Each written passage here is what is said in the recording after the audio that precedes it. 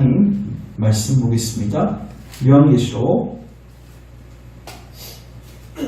하나님 말씀은 요한계시록 11장입니다.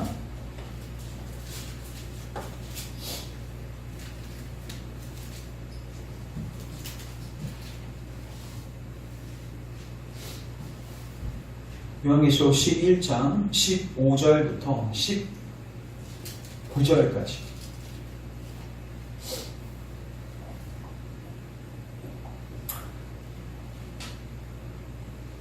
18절까지만 보겠습니다. 18절, 15절부터 18절 교독하겠습니다.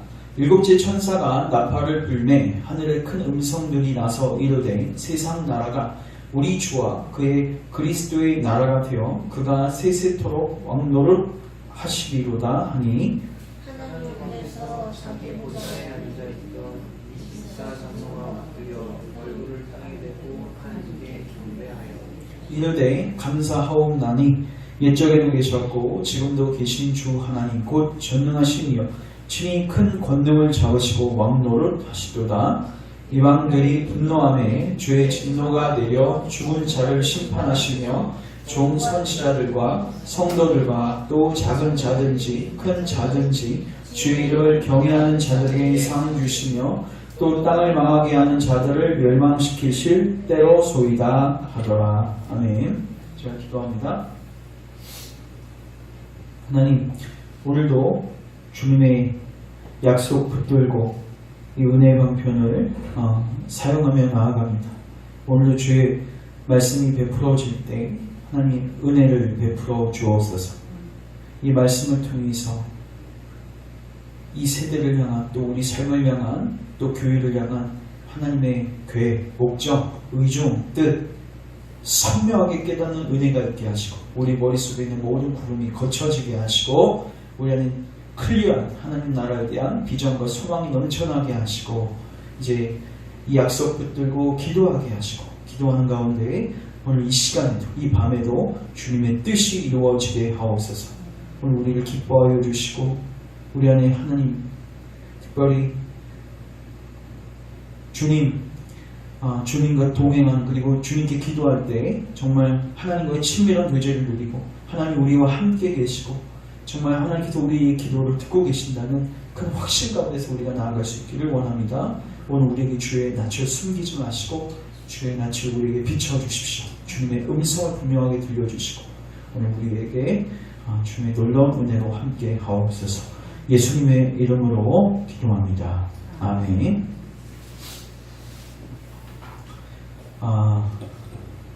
오늘은 요한계시록 11장 15절부터 18절까지 끊으면 좋을 것 같아요. 18절까지 해서 마지막을 생각하라. 아마 주보에는 본문이 이제 19절도 되어 있는데 18절을 끊으시면 좋을 것 같습니다. 마지막을 생각하라는 제목을 가지고 하나님 말씀을 대언하겠습니다. 이제 저희가 계속 요한계시록을 보고 있는데 저도 이제 계속 한 장 한 장 이제 저도 묵상하죠. 이거 제가 1장부터 22장까지 제가 한 번에 영업할 수가 없고 한 번 이걸 볼 수가 없어요. 저도 이제 한 장 한 장 저도 이제 미리 저는 선 이해를 갖고 있었지만 또 저는 그 세부적인 부분들을 준비해 나가면서 더 깊게 깨닫는 부분들도 있고 또 과거에 제가 잘못 알고 있었던 영역들도 교정되는 부분들도 있습니다. 근데 이제 점점 이제 중반 이후로 들어가면서 하나님 나라에 대한 그 비전과 하나님께서 이 역사를 그리고 교회를 어떻게 끌고 가시는지에 대한 이 의중과 뜻이 점점 선명하게 비춰지는 것 같아요. 그래서 우리가 이 부분 사실 이 요한계시록은요 메시지를요 하루하루 그러니까 여러분들이 금요일마다 오실 때 그 하루하루가 굉장히 중요할 뿐만 아니라 요한계시록을 전체적으로 종합하시는 이제 시간들이 있어야 됩니다. 그래서 기회가 되시면은 요한계시록을 계속해서 반복해서 읽어보십시오. 그리고 또 하나 이 요한계시록하고 쌍벽을 이루는 그 묵시문헌이 뭐냐면 구약시대 때 다니엘서입니다. 그래서 기회가 되시면 다니엘 12장밖에 안 되거든요. 그래서 다니엘서도 묵상하시고 요한계시록도 묵상하시면서 이 두 가지를 잘 묵상하시면 뭐가 형성되냐면 기독교 세계관이 형성됩니다. 세계관이 형성된다는 게 뭐냐면 세계를 바라보는 하나님의 안목이 생긴다는 거예요. 세계를 바라보는 하나님의 안목, 그리고 교회를 바라보는 하나님의 안목. 하나님의 안목이 보이면 당연히 어떻게 되겠어요? 당연히 담대함으로. 그러니까 모든 것을 멀리서 보는 사람은 초연합니다. 항상. 맞죠? 급하지 않습니다. 그래서 우리가 이 하나님의 전체 그림을 보게 될 때 조급해하지 아니하고 또 두려워하지 아니하고 우리가 담대함으로 이 남은 생에 또 이 말세를 걸어갈 수 있다. 또 하나 우리가 하나님의 목적과 의중을 분명하게 알게 되면 우리의 기도의 방향이 더 클리어하게 됩니다. 우리가 주기도문에서 뜻이 하늘에서 이루어진 것 같이 이 땅 가운데 이루어지기를 원합니다. 또한 하나님의 나라가 이 가운데 임하기를 원합니다. 우리가 기도를 하는데 이 기도를 우리가 좀 더 구체적으로 하기 위해서는 이 다니엘서하고 이 요한계시록을 구체적으로 살펴볼 필요가 있습니다. 그러니까 그걸 한 줄로 기도하는 게 아니라 이걸 묵상하면 묵상할수록 이걸 더 풀어내서 더 선명하게 기도할 수가 있게 돼요. 하나님의 그 뜻이 무엇이지? 이런 퀘스천이 생기는데 거기에 대한 선명한 그리고 굉장히 미래적인 답을 주는 게 이 두 책이다. 그래서 우리가 요한계시록 보는 이 기간 동안에 또 여러분 주중에 그 다니엘서 요한계시록 잘 읽어보시면서 계속해서 반복적으로 읽어보시면서 세계관을 형성하시고 그거에 걸맞게 여러분 삶을 조정해 나가시고 또 그거에 걸맞게 기도하는 자리로 나갔으면 좋겠습니다. 요한계시록은 항상 여러분 전체 맥락 속에서 해석을 해야 되고 이제 제가 조금 이제 다른 맥락에서 조금 이런 이야기를 하겠습니다. 요한계시록은 크게 환상이 몇 개냐면 4개입니다. 사도 요한이 환상을 몇 번 보게 되냐면 4번 보게 됩니다. 근데 첫 번째 환상은 1장부터 3장까지의 내용인데 지상에 있는 7교회에게 보내는 편지의 내용이었어요. 그러니까 굉장히 현실적이고 실질적인 내용이었습니다. 어떤 내용들이 있었죠? 에베소 교회는 하나님께서 지식주의를 경계하셨죠. 첫사랑을 회복하라고 하셨고 또 서문학교에게는 핍박을 받고 있지만 그 핍박을 이겨내라고 하셨습니다. 복음과 함께 끝까지 고난을 받고 너희들에게 주어진 이 사명을 끝까지 잘 감당하라고 했죠. 그리고 라오디게아 교회에게는 하나님께서 미지근한 신앙을 책망하시면서 하나님께서 문 밖에 계신 예수님을 빨리 교회를 영접해서 예수님이 통치하시는 교회가 될 수 있도록 권면했습니다. 이런 실질적인 권면이에요. 자, 1장부터 3장까지 내용이 그 내용들이고 그 다음에 환상이 또 몇 개 나오냐면 3개가 나옵니다. 몇 개가 나온다고요? 3개가 나오는데 이 3가지 환상들은 묵시 문헌에 가깝습니다. 그러니까 지금 이루어지는 일들 뿐만 아니라 앞으로 일어날 일들 그리고 천상에 있는 일들. 그러니까 1장부터 3장까지는 굉장히 현실적이에요. 교회가 하는 메시지거든요. 근데 4장부터 22장은 때로는 땅에 있는 내용들이 나와요. 근데 그 땅에 있는 내용도 미래에 있는 내용들. 어떤 거는. 그리고 어떨 때는 뭐 화면이 바뀌어서 천상을 보여주기도 하시고. 그러니까 계속 왔다 갔다 해요. 천상과 땅을 왔다 갔다 하고 또 먼 미래를 왔다 갔다 하고. 그러면 이 모든 내용들을 보여주시는 이유가 무엇인가? 바로 1장과 3장의 권면을 지키기 위한 동력을 부여하기 위해서입니다. 지금 7교회에게 하나님께서 계속해서 권면하셨습니다. 낙심하지 말고 복음을 전하고 핍박을 받아도 담대하게 그 길을 걸어가라고 주님이 분명히 명령하셨어요. 라오디게 교회에게는 예수님을 빨리 모시고 빨리 회개하고 돌이키라고 하셨어요. 왜 교회들에게 그 권면하셨죠? 그게 살 길이니까. 근데 중요한 건 너희들이 왜 그렇게 해야 되는가? 왜 그 말씀에 순종해야 되는가? 왜 그럴까요? 바로 그거에 대한 근거가 4장부터 22장이에요. 그걸 한마디로 요약하면 우리가 이렇게 이야기할 수 있어요. 자, 요한계시록 1장 잠깐 보시면 3절 보십시오.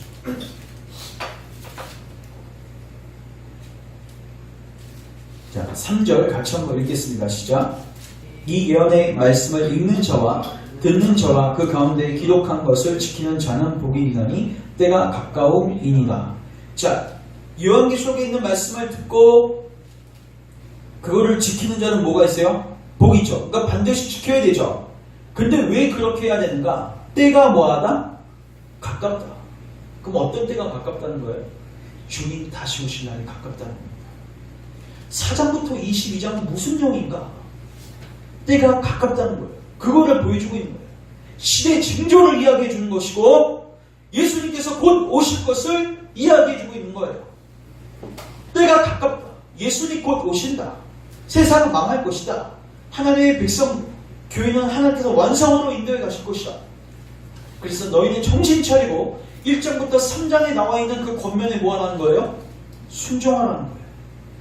여러분, 왜 한국교회가, 그리고 우리 교회도 마찬가지고, 왜 우리가 때로 이 1장부터 3장에 있는 권면을 등한시하고 왜 우리가 이거를 감각 없는 자처럼 반응하는 우리 모습을 보게 될까요?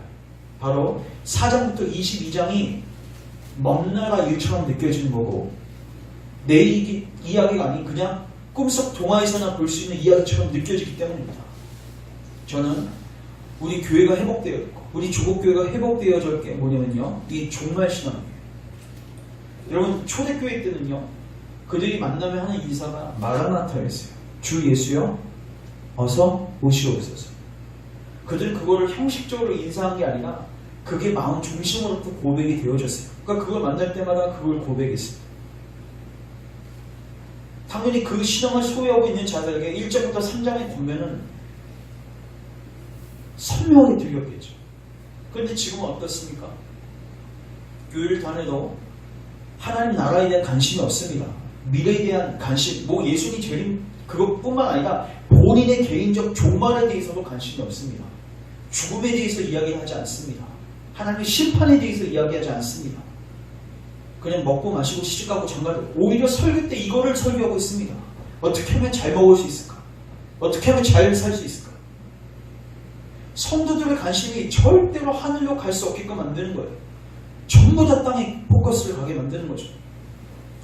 그러한 가치관과 그러한 생각에 빠져있는 성도들에게 여러분 1장부터 3장까지의 교회를 향한 권면이 들려지겠습니까?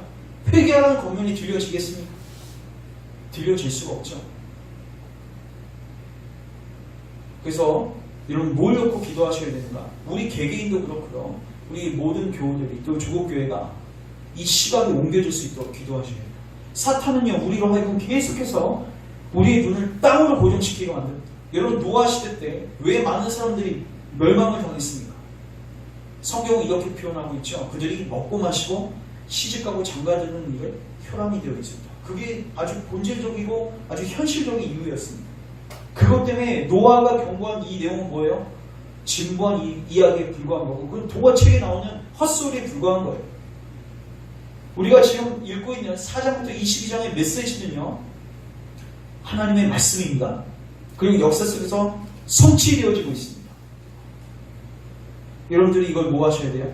확인하셔야 되고, 이게 여러분 가운데 실제가 되어져서 이 의식 속에서, 이 가치관 속에서 여러분들의 신앙생활이 형성될 수 있도록 기도하셔야 돼요. 이 예언의 말씀을 읽고 지키는 자는 복이 있나니. 왜 지켜야 된다고요? 복 받기 위해서. 근데 왜 꼭 그렇게 해야 되는가? 때가 가깝기 때문에.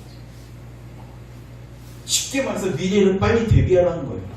근데 미래를 대비하기 위해서는 앞으로 닥칠 일에 대해서 먼저 뭐 해줘야 돼요? 보여줘야 돼요. 이런 그 고등학생 애들이요, 언제 공부 열심히 할까요? 당연히 고3 때 공부 열심히 하죠. 왜요? 점점 보이거든요. 그리고 이제부터는 담임이 들어와서 칠판에다가 디데이 써나가면서 이제 그들에게 얼마 안 남은 거를 보여주는 거죠. 점점 그 카운트가 점점 이제 두 자리, 한 자리로 가까워질수록 더 어떻게 하겠어요? 열심히 하는 거예요. 저희 교회도 그렇고 지금 한국교회 안에 정말 많은 신자들이 예수님의 재림에 대해서 갈망하고 있는가? 재림은 둘째치고 개인적인 종말에 대해서 정말로 묵상하고 있는가? 그거 못하러 묵상합니까? 주변에 있는 교회들도 묵상하지 않고 있는데, 여러분, 역사 속에서요, 지금 이 시대만 굉장히 이상한 겁니다. 그러니까 하나님, 교회가 냉랭하고 교회가 차가웠던 시기는 항상 하늘에 대한 관심이 제로였고, 미래에 대한, 예수님의 재림에 대한 관심이 제로였고, 자기 종말에, 죽음에 대한 관심도 제로였어요. 그럼 하나님께서 부흥을 부어주실 때는 어떤 일이 일어나는가? 개인적인 종말에 대해서 떨기 시작합니다. 하나님 심판에 대해서 인식하기 시작합니다. 예수님의 재림에 대해서 인식하기 시작합니다. 설교자는 이걸 뭐 해야 된다고요? 선포해야 된다. 요한계시록의 말씀을 선포해야 합니다. 그래서 잠자던 영혼들을 어떻게 해야 돼요? 깨워야 돼요. 그래서 오늘 우리가 이 요한계시록 말씀을 통해서, 특별히 오늘 본문 말씀을 통해서 우리가 다시 한번 이 잠자던 자리에서 깨어나서 우리 시각을 다시 한번 하늘에 고정시키고 하나님이 원하시는 자리로 우리가 나아갔으면 좋겠습니다. 자, 오늘 11장 잠깐 보시면, 제가 사실 이걸 전체 맥락 속에서 해석을 해야 되는데 일단 시간이 많이 없기 때문에 기회가 되시면 또 유튜브에도 설교가 있고 하니까 앞에 있는 부분들을 다시 들으면서 잘 정리해 나가셨으면 좋겠습니다. 4장부터 16장까지는요, 세 가지 심판 시리즈가 나옵니다. 첫 번째는 7인 심판 시리즈가 나오고요. 그 다음에 두 번째가 7 나팔 심판 시리즈가 나옵니다. 그 중에서 우리는 첫 번째, 두 번째, 세 번째, 네 번째, 다섯 번째, 여섯 번째까지는 다 봤고, 오늘 마지막 7째 나팔 소리가 울릴 때 일어나는 일들을 살펴보고 있습니다. 자, 15절 우리 같이 한번 읽겠습니다. 시작. 7째 천사가 나팔을 불매 하늘에 큰 음성결이 나서 이르되 세상 나라가 우리 주와 그의 그리스도의 나라가 되어 그가 세세토록 왕노릇하리로다 하니. 아멘. 자, 저를 주목하십시오. 사도 요한에게 하나님께서 나팔을 갖고 있는 7 천사를 보여주셨죠. 첫 번째 천사가 나팔을 부니까 어떻게 됐어요? 땅이 심판을 받았습니다. 땅의 3분의 1이 파괴됐습니다. 두 번째 천사가 나팔을 부니까 바다가 심판을 받았습니다. 세 번째 천사가 나팔을 부니까 강물이 심판을 받았습니다. 우리가 마시는 물이 심판을 받았어요. 그리고 네 번째 천사가 나팔을 뚜 하고 부니까 천체가 심판받았습니다. 그 다음에 다섯째 천사가 나팔을 부니까 어떻게 됐습니까? 이 내용들이요 8, 9장에 다 나와 있어요. 제가 기록한 겁니다. 다섯 번째 천사가 나팔을 부니까, 이건 9장에 나와 있습니다. 무정행으로부터 귀신들이 올라와가지고 불신자들을 괴롭혔습니다. 이거 제가 어떻게 해석했죠? 이 땅에 말세 뭐하는 때가 이르니 고통하는 때가 이릅니다. 여러분, 지금 많은 사람들이 사탄을 추종하고 귀신을 따라가는데요, 그 결말이 뭔지 아십니까? 고통입니다. 사탄은 우리를 이렇게 유혹합니다. 내가 너를 행복하게 하게 해줄게. 예수 유혹할 때도 이렇게 유혹했죠. 너 나에게 절하면 내가 이 온 천하 만물을 너에게 다 줄 수 있다. 근데요, 그렇게 유혹하고 미혹해놓고서는 그렇게 따라간 그들을 어떻게 해요? 나중엔 버리고 그들을 가장 시험창 속으로 넣는 게 사단의 전략입니다. 아담과 하와도 마찬가지예요. 그렇게 믿게 걸려서 들어갔더니 아주 시험창 속에 빠진 게 사단마귀의 전략이었습니다. 그래서 이 황충, 그 재앙이었죠. 황충들이 올라와서, 귀신들이 올라와서 불신자들을 괴롭히는 심판. 그리고 여섯 번째는요, 무시무시한 전쟁과 같은 일들이 벌어져서 많은 사람들이 죽게 되는 대재앙을 보여줬습니다. 그게 어떤 재앙인지는 구체적으로 알 수는 없지만, 다섯 번째는 그냥 고통만 했는데, 죽이지 못했는데, 여섯 번째는 생명까지 앗아가는 무시한 일들이 있었습니다. 근데 중요한 거는 하나님께서 이 나팔 재앙을 주시는 이유가 뭐냐면, 그들이 그것을 보고 회개하기 위해서였어요. 맞죠? 왜요? 만약에 회개할 필요가 없었다면 그냥 단번에 그들을 쓰시면 됩니다. 그들을 하여금 정신 차리게 하시기 위해서 서서히 재앙의 강도를 높여가시면서 이 재앙들을 허락하셨습니다. 그런데 결과가 무엇이었냐면, 자, 9장 20절, 21절 같이 한번 읽겠습니다. 시작. 이 재앙에 죽지 않고 남은 사람들은 손으로 행한 일을 뭐하지 않고 회개하지 아니하고 오히려 여러 귀신과 또는 보거나 듣거나 다니거나 하지 못하는 금은 동과 목석의 우상에게 절하고 또 그 살인과 복술과 음행과 도둑질을 회개하지 아니하더라. 회개하기 위해서 재앙을 주셨는데 회개했다 안 했다? 안 했다. 근데요, 10장부터 이제 나오는, 그리고 11장 13절까지 우리가 저번 시간까지 본 이 내용들이 무슨 내용이었습니까? 바로 교회 복음 전파한 사역이었습니다. 이 두 주인의 사역을 통해서 어떤 결과가 나오냐면 11장 13절 보십시오. 같이 한번 읽겠습니다. 시작. 그때 큰 지진이 나서 성 10분의 1이 무너지고 지진에 죽은 사람이 7천이라. 그 남은 자들이 두려워하여 영광을 하늘의 하나님께 돌리더라. 여기서 두려워하여 영광을 하나님께 돌리더라. 이거는 전형적인 신자의 고백입니다. 요한계시록 문맥에 근거하면 쉽게 말해서 두 주민들이 사역하고 하나님의 영광을 드러낼 때 많은 사람들이 하나님을 믿고 예수님을 믿고 돌아오게 되는 역사를 보게 되는 거예요. 자, 그 다음에 이 복음 전파 사역이 이제 어떻게 되죠? 끝났습니다. 그거 어떻게 할 수 있죠? 7절 보십시오. 11절 7절. 그들이 그 증언을 뭐 할 때? 마칠 때. 그러면 이제 우리는 알 수 있죠. 복음 증거하는 사역, 선교 사역은 영원히 지속되는 게 아니라 끝날 때가 있다. 끝날 때가 있다는 겁니다. 예수님께서도 말씀하셨죠. 너희는 가서 모든 족속으로 제자를 삼아 아버지 아들과 성령의 이름으로 세례를 주고 내가 내게 분부한 모든 것을 가르쳐 지키게 하라. 볼지어다 내가 세상 언제까지? 끝날까지 함께. 물론 그 이후에도 하나님과 영원토록 우리는 함께 해주실 겁니다. 근데 이제 특별히 이거 사역적인 측면에서 예수님께서 함께 해주시겠다. 성령님으로서. 근데 언제까지요? 세상 끝날까지. 그럼 언제가 끝이냐는 거죠. 예수님께서는 언제 끝나는지 말씀해 주셨죠? 천국 복음이 온 세상에 전파되어야 되니 그제서야 뭐가 오리라? 끝이 오리라. 여러분 역사는 끝이 있습니다. 근데 그 끝을 정하는 바로미터가 뭐냐? 기준점이 뭐냐? 뭐예요? 핵무기예요?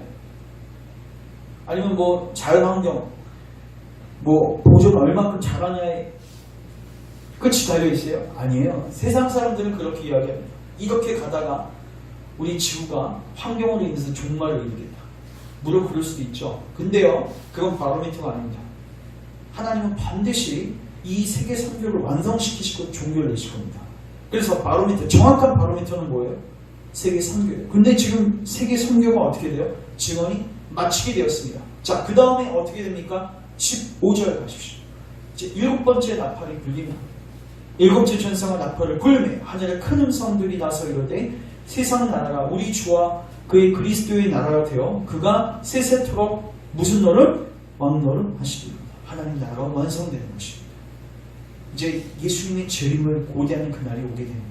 그리고 뒤에 보면 10절 18절에 이제 하나님의 심판과 또 하나님께서 상 주시는 일들이 기록이 되어지고 있습니다. 자, 여기서 제가 먼저 첫 번째 우리에게 적용할 부분, 자, 우리 따라하겠습니다. 하나님의 나라는 반드시 완성됩니다. 제가 오늘 그 설교하기 전에도 그리고 찬송가 부르면서도 제가 계속해서 중간중간에 기도했던 내용들이 뭐였냐면, 오늘 우리에게 하나님의 의중과 뜻, 역사를 향한, 그리고 교회를 향한, 우리 삶을 향한 하나님의 뭐야?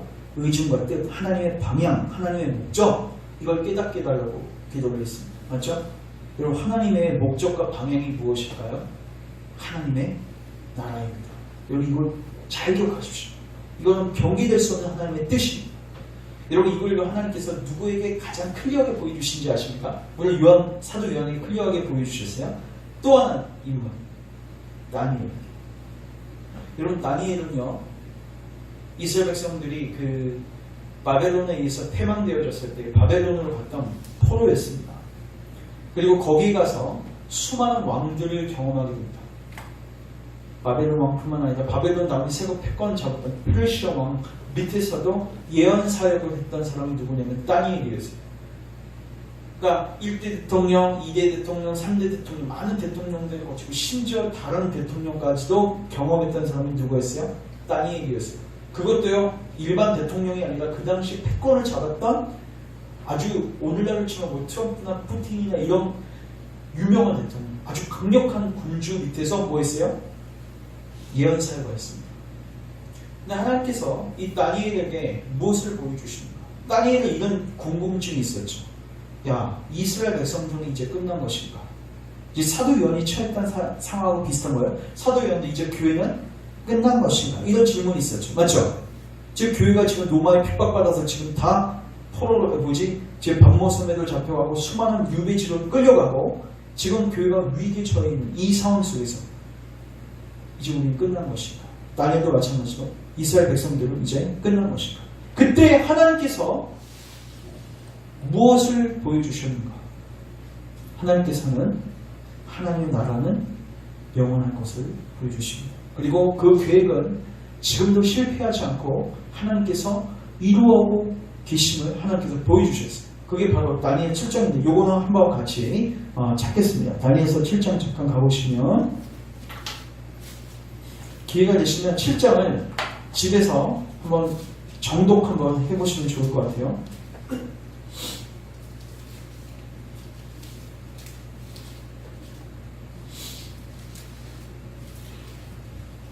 제가 여러분들에게 해석과 같이 한번 이거 쭉 읽을 테니까 잘 들으십시오. 자, 바벨론 벨사살 왕 원년에 다니엘이 그의 침상에서 꿈을 꾸며 머릿속으로 환상을 받고 그 꿈을 기록하며 그 일의 대략을 진술하니라.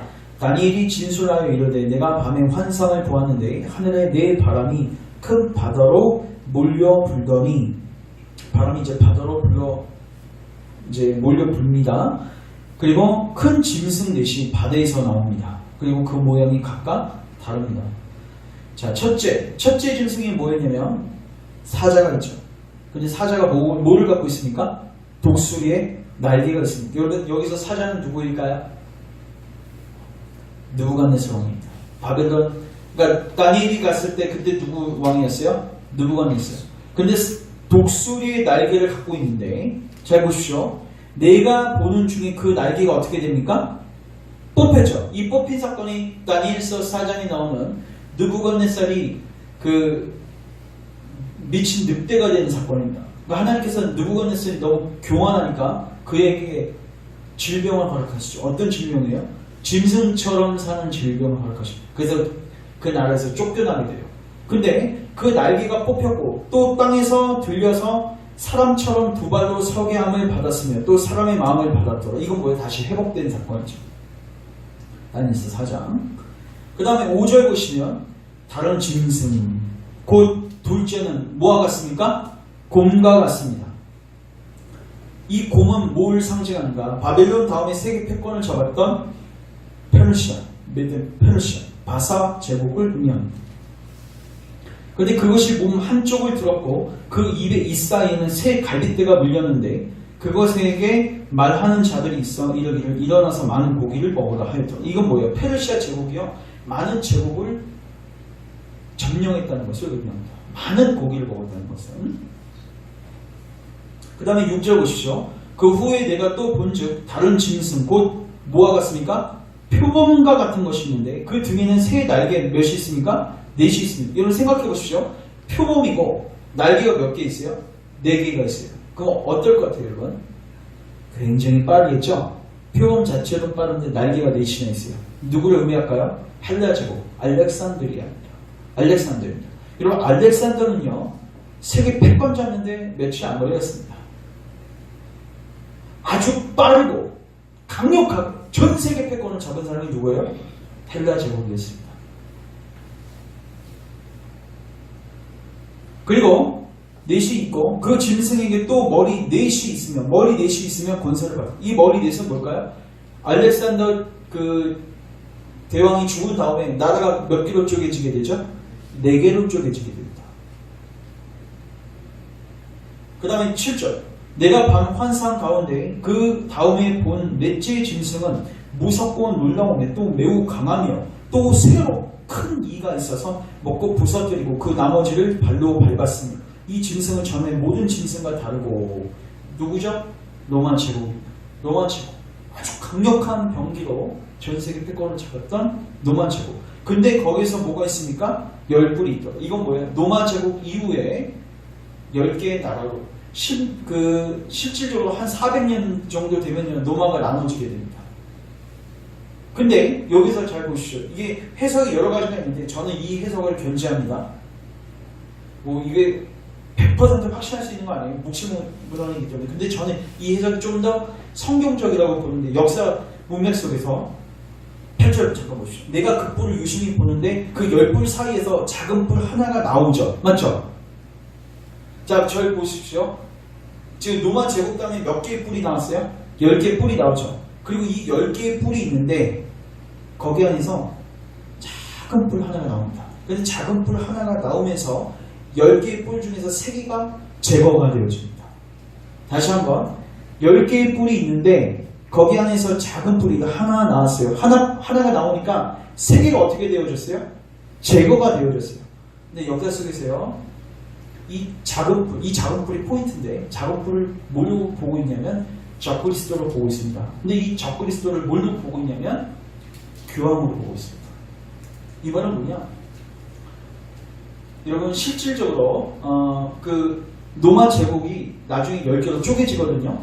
쪼개진 다음에 그 다음에 어떤 일이 벌어지냐면 교황의 파워가 갑자기 강해지게 됩니다. 그리고 교황의 파워가 강해지면서 교황 그 10개 제국 중에서 3제국이 이 교황의 권위에 도전해요. 그리고 교황이 그들을 어떻게 합니까? 제거해버립니다. 역사 속에서 있었던 사건입니다. 이제 저는 이거 자료를 갖고 있어요. 기회가 되시면 제가 보내드릴 수도 있습니다. 자, 그래서 8절 잠깐 보시면, 내가 또 그 뿔을 유심히 보는 중에 다른 작은 뿔이 그 사이에서 나더니 첫 번째 뿔 중에 셋이, 맞죠? 셋이 그 앞에서 뿌리까지 뽑혔으며 이 작은 뿔에는 사람의 눈 같은 눈들이 있고 또 입이 있어 큰 말을 하였더라. 어떤 말일까요? 신성 모독의 말, 참남한 말, 하나님을 뭐하는 말이에요? 대적하는 말.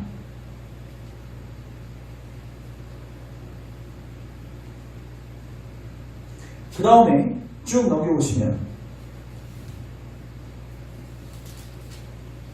13절 보십시오. 이제 13, 14절 같이 한번 읽겠습니다. 시작.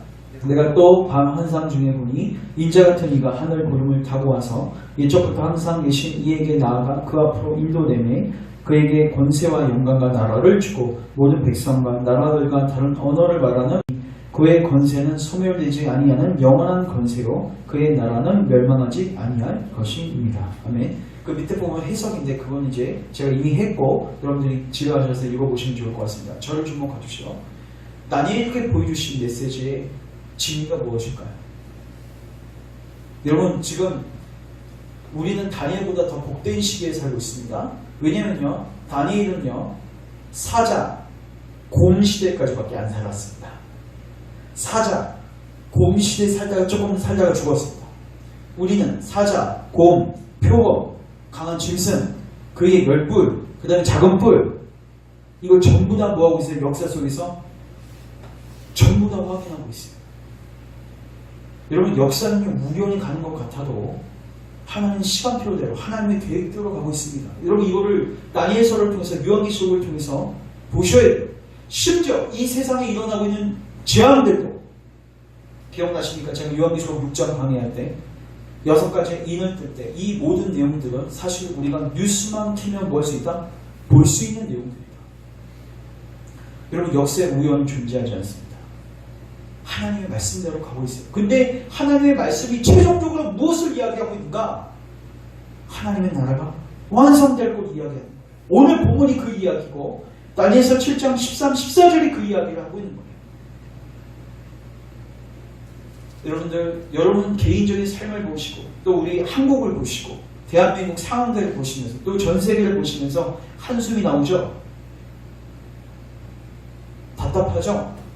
다니엘이 느꼈던 바이고 사도 요한이 느꼈던 바예요. 근데 하나님 뭐라고 하시는 거예요?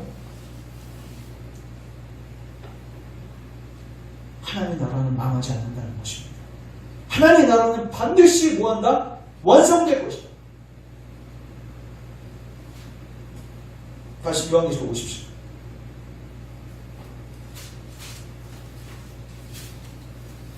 요한계시록 11장.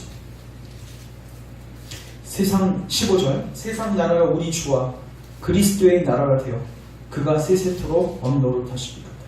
먼저 그리스도인들은 이 시각을 분명히 갖고 있어야 됩니다. 그럼 제가 묻겠습니다. 소아시아에 있는 7교회가 이 메시지를 들었을 때 어떤 유익을 얻었겠습니까? 왜 하나님 이 권면을 하셨죠? 이거 미래에 있는 일들이죠. 왜 이걸 보여주셨습니까? 아까도 제가 초대에도 말씀드렸지만 1장부터 3장에 있는 권면을 지속적으로 지키라고 하나님께서 이 말씀을 통해서 힘주시는 것입니다. 복음을 증거하는 교회요. 복음 증거하는 것 때문에 고난을 받고 있는 교회요. 또 하나님을 따르는 일 때문에 수많은 낙심된 일들을 경험하고 있는 그대요. 낙심하지 말고 너희들이 걷고 있는 그 길을 끝까지 완수하라는 거예요. 경기 중대 포기하지 말고 결승점 도달할 때까지 이 하나님의 순례의 길을 끝까지 완수하라는 거예요. 왜요? 하나님께서 이 일을 완성하실 것입니다. 그리고 이 마지막 날에 이 길을 걷는 교회들을 하나님께서 상 주시고 하나님을 대적하고 그리고 교회를 핍박했던 그들을 모아시기 때문에 심판하시기 때문에 이건 이미 기정사실입니다. 여러분, 교회는 그 길을 가라고 건면받는 것입니다. 여러분, 우리의 모습을 보고 또 지금 우리 교회의 모습을 보고 또 조국교회의 모습을 보면 이런 생각이 들죠. 하나님의 일은 실패될 수도 있을 것이다. 그런데요, 하나님의 일은 절대로 실패하지 않습니다. 물론 우리의 모습을 보면 하나님께서 쓰시는 도구들을 보면요, 형편없습니다. 12제자만 봐도 그렇게 훌륭한 사람들이 아닙니다. 그런 하나님께서 그들을 붙드시고 사도행전의 역사를 어떻게 이뤄가시는지를 보십시오. 제가 이번 주일에 제가 이야기를 했죠. 주일설 우리 교회 다시 시작해야 될 것 같다. 제 안에서 낙심이 있습니다. 여러분, 교회가 새 생명이 태어나는 역사가 있어야 되지 않습니까? 생명이 자라나는 여러분, 자녀를 키우는데 세 명을 딱 애를 낳는데 한 명은 아예 우유를 물지도 않고 한 명은 우유를 물었는데 빨지도 않고 또 한 명은 먹긴 먹는데 몸이 안 자라나요. 여러분들 어떻게 생각하시겠습니까? 언젠간 막 물겠지, 언젠간 빨겠지, 언젠간 커지겠지. 그렇게 생각할 수가 없어요. 전부 다 비정상적인 거고, 사실 뭘 확인해야 되냐면 이 아이가 죽었는지 살았는지 그것부터 확인해야 되는 거예요. 굉장히 낙심된 상황이고 비참한 상황입니다. 그러한 상황들을 여러분, 우리 교회에서도 지금 조국교회 안에서도 부지기수로 볼 수 있습니다. 여러분들 이런 모습들 보면요, 대번에 어떤 생각이 드냐면, 야, 우리 끝난 거 아닌가? 이러다가 망하는 거 아닌가? 낙심이 되죠. 기도하려고 하다가도 이 기도가 과연 효과가 있을까? 이런 의심부터 드는 거예요. 몇 번 이거 해보는데 안 되니까. 초대교회 때로 계속 기도했겠죠. 하나님 우리 도와주세요. 상황이 바뀌지 않는 것 같아요. 얼마나 낙심이 됐겠습니까?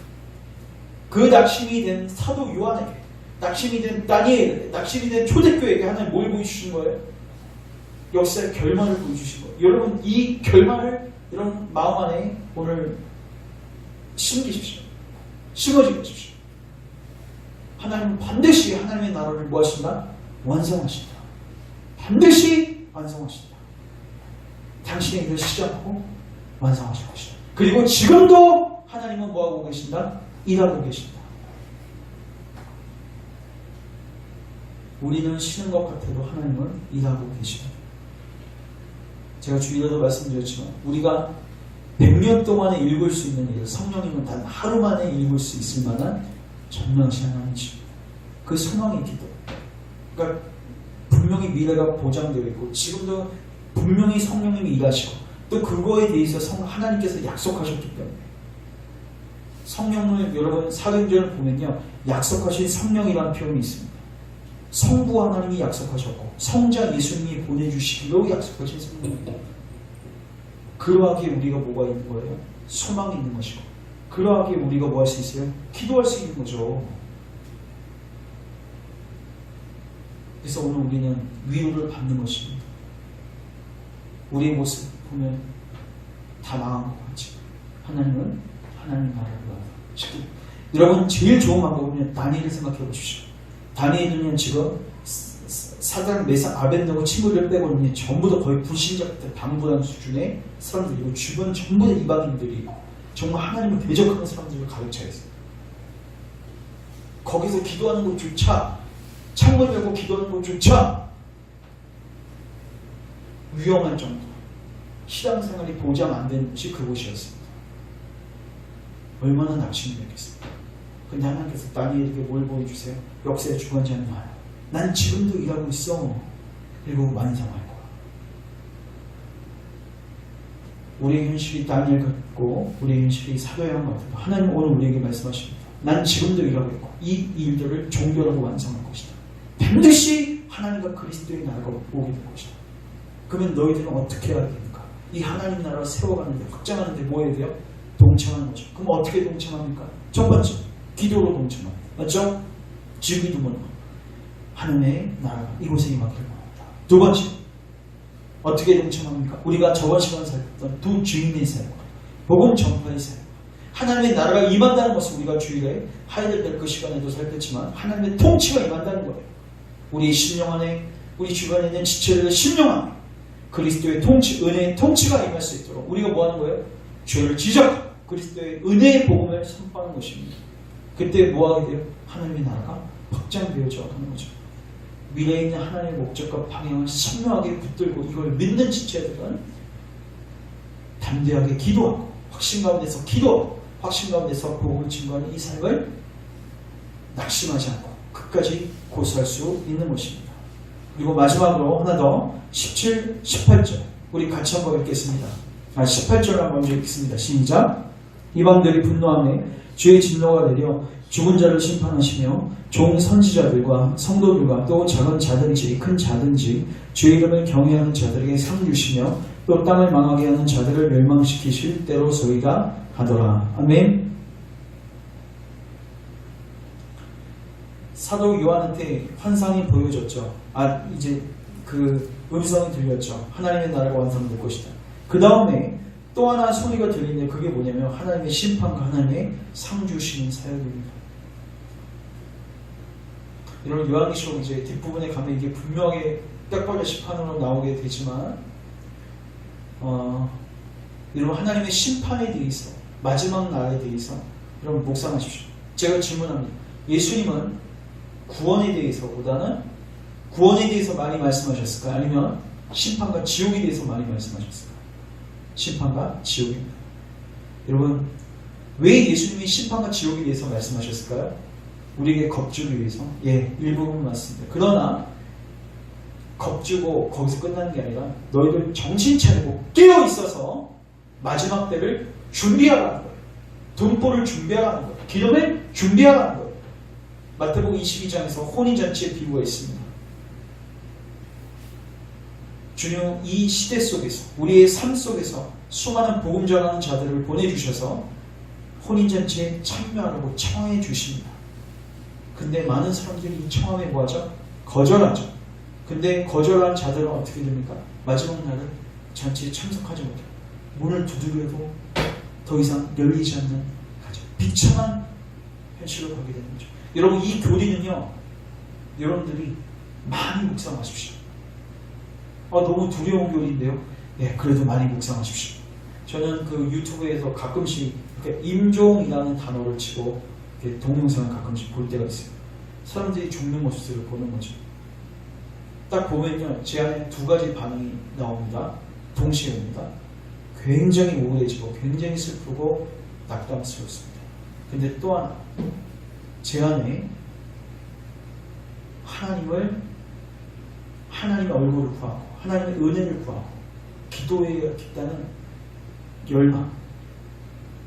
그러니까 잠자던 자리에서 깨어나는